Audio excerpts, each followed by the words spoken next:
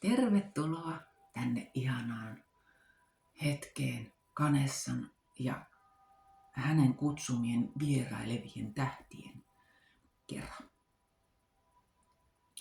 Kanessa haluaa tuoda sinulle tähän hetkeen, kun sinä tämän kuuntelet, juuri tämän viestin. Täällä on sinulle viestiä siitä, että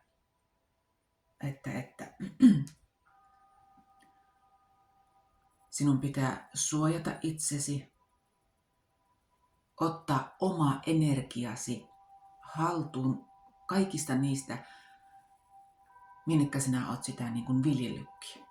Jos sulla on liian monta projektia menossa, sä hajoatat itsesi. Kanessa kehottaa, että nyt fokusoidu. Tee loppuun ne projektit, mitkä sua häiritsee, ja koko ajan veä ja yksinkertaista. Sun ei tarvii olla joka paikkaan, joka suuntaan hajottamassa itseäsi.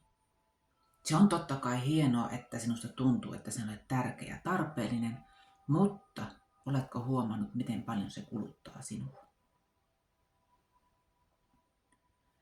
Kanessa haluaa, että sä teet päätöksen. Kanessa tuo sulle viestiä, että päätösten aika on nyt. Jos sinulla on unelma, mikä vaan koko ajan sulle siellä kolkuttaa korvan takanta nyt. Tämä unelma, Kanessalla on tämä kada. Hieno sauva kädessään. Se haastaa sinua olemaan päättäväisempi sen unelman eteen. Tekemään edes niitä pieniä baby-steppejä, että sä pääset sitä unelmaa kohden. Se unelma toteudu, jos sä vaan unelmoit, vaan siihen tarvitaan konkreettisia askelia. Tee se, mitä pystyt. Jos se unelma on semmoinen, että sä et tällä hetkellä pysty tekemään mitään muuta kuin todellakin sitä unelmointia, niin muista, että et tule missään vaiheessa sabotoimaan sitä unelmaasi. Eli muista silloinkin päätös. Päätös pitäytyä niissä ajatuksissa. Päätös pysyä vahvana, että tämä unelma toteutuu ja mikään ei estä. Mikään ei estä niitä, koska uusia alkuja on tulossa. Uusia alkuja on sinulle tulossa. Uusi polku avautuu sinulle. Sinun on oikeasti vaan nyt pysyttävä siinä päätöksessä, suojata energiaasi, kerätä ne energiat ja fokusoitua siihen sinun unelmaasi, sinun uusiin alkuihin. Koska silloin kun sä muutat sen sisäisen maailman, ja totta, tämä on niin totta, sä jos haukut muita, haukut itseäsi, niin voitko sä saada silloin mitään uutta? Kanessa kehottaa oikeasti valmistautua sisäiseen muutokseen, silloin se ulkoinen voi muuttua.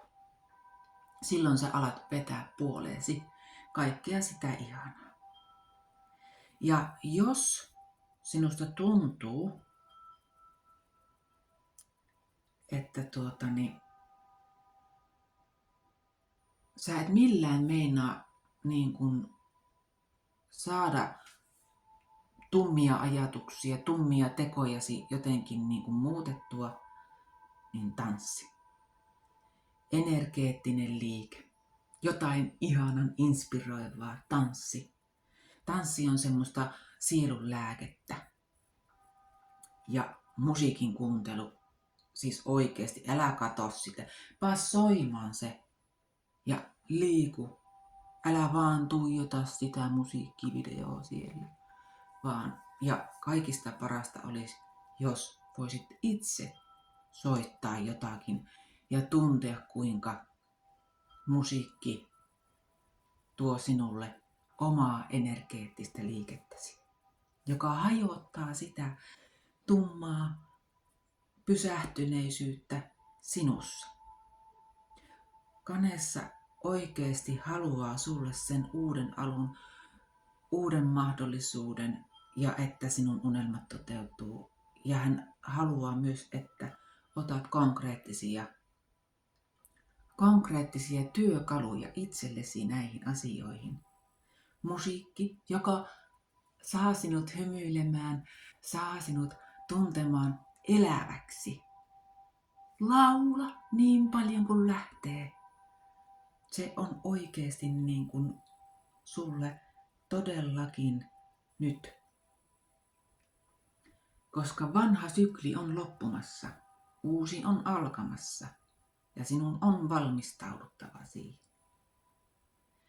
Ja tähän hetkeen myös tulee viestiä siitä, Atlantiksen aikakaudelta on läsnäolo. Läsnäolo siitä, että kun sä tosissaan olet jo menossa ajatuksissasi maanantaina viikonloppuun. Hei, come on, nyt on maanantai, vaikka ei tänään oikeasti olekaan, mutta se, että läsnäolo tässä hetkessä. Sä et voi tehdä tulevaisuuden niin kuin elää siellä tulevaisuudessa, vaan sun on tehtävä tästä hetkestä, ja niin kuin kiinalainen sananlasku sanookin, että tämä hetki on paras hetki kuolla. Elikkä tarkoittaa sitä, että elä kuin tämä hetki olisi se viimeinen, ja että sä olet koko ajan läsnä tässä hetkessä. Sä, että jos sä murehit koko ajan jotakin laskuja, mitä nyt siellä onkaan, tavaroita, joita on rikkoutunut sun muuta. Jos sä murehit koko ajan, niin sun ajatukset on ihan hajallaan. Vaikka sä istusit sen kahvikupin vieressä. Keskity. Keskity kerrankin. Ota se kahvikuppi, hörppää siitä, maista oikeasti. Ja sitten toinen, mikä on, vaikka tätä viestiä ei tuotukaan, vaikka tuolla kyllä on myönteisyys. Että se kahvi maistuu paljon paremmalta. Se hetki tuntuu paljon paremmalta, kun sä keskityt, olet läsnä. Totta kai meidän täytyy suunnitella ja miettiä asioita, mutta jos sä teet sitä koko ajan, niin ei ole mikään ihmekkä, jos et saa unelmia toteutumaan. Atlantiksen väki haluaa sinun myös ammentavan sitä omaa voimaasi. He haluaa, että sä kansakin pysähdyt. Pysähdyt, ja siis täällä lukee tämmöiset kuin energia-altaat. Silloin kun Atlantis on lopultakin saatu valmiiksi, niin siellä on ollut semmoiset energia-altaat, mistä ihmiset on saanut käydä ammentamassa itsellensä energiaa.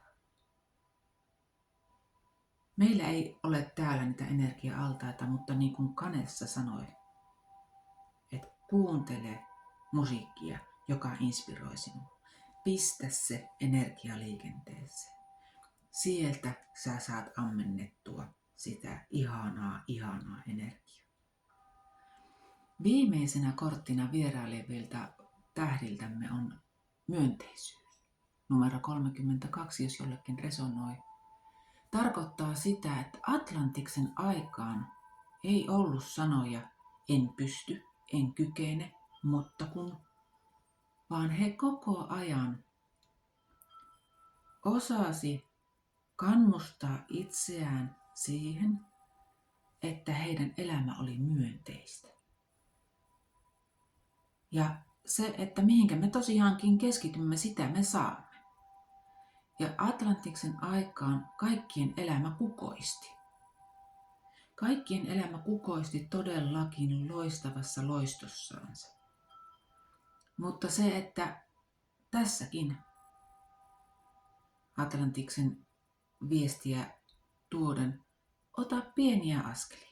Aina kun sulla lähtee se vanha kelaa pyörimään, mä en pysty, mä en osaa, hitto soikoin, no laskutkin on maksamatta, sano stop.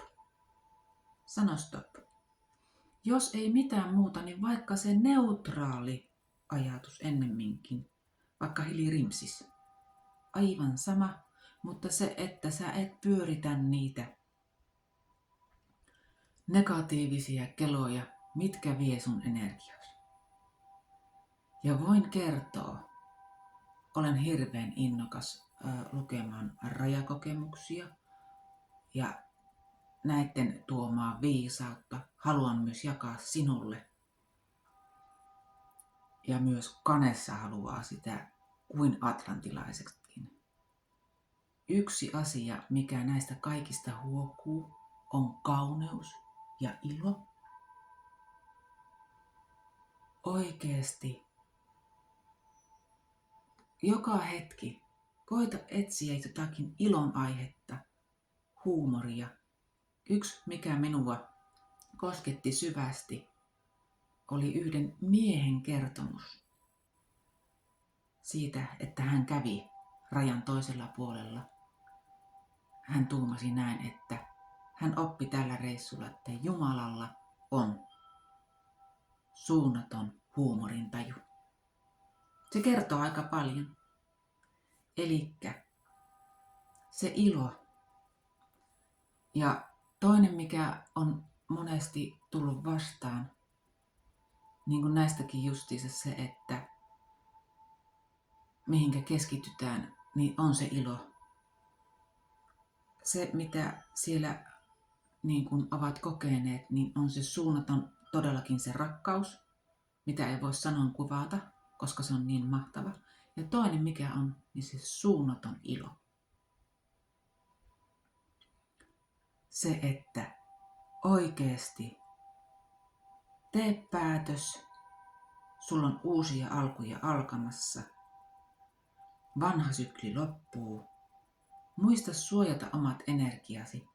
Kuvittele vaikka ympärille se kaunis, ihana valkoinen pallo, jonka sisälle ei pääse tummat energiat millään muotoa. Mutta se, että sä keräät ne omat energiasi ja yksinkertaistat sitä elämääsi. Koska mitä enemmän sä annat sille yhdelle asialle itseäsi, mitä sä rakastat, niin mitenkä paljon enemmän sä itsekin kukoistat. Se oikeasti tuo sulle sitä inspiraatiota ja sä nukut paremmin ja sä saat elämän oikeasti niin kuin tuntumaan täydeltä. Mut ihanaa kun kuuntelit. On tosi kiitollinen siitä, että halusit tulla kuuntelemaan Kanessan ja tällä kertaa vierailevien tähtien Atlantiksen taian viestiä. Ja on tosi kiitollinen, jos tykkäät ja jaat. Ihanaa hetkeä sinulle silloin, kun tämän viestin olet sen kuunnellut. Rakkautta, valoa ja ennen kaikkea iloa. Moi moi!